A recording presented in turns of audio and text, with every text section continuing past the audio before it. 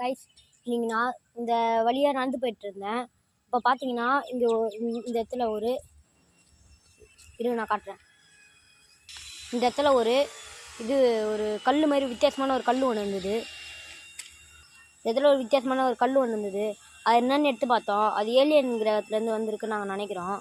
அது இங்கே இப்போ நான் காட்டுறேன் இருங்க. அந்த கல்லை டே வாடா இங்கே வா. இதாங்க கைஸ் அந்த கல் பாருங்கள். இருங்க நான் சரியாக தெரியாது உங்களுக்கு நான் காட்டுறேன் இருங்க.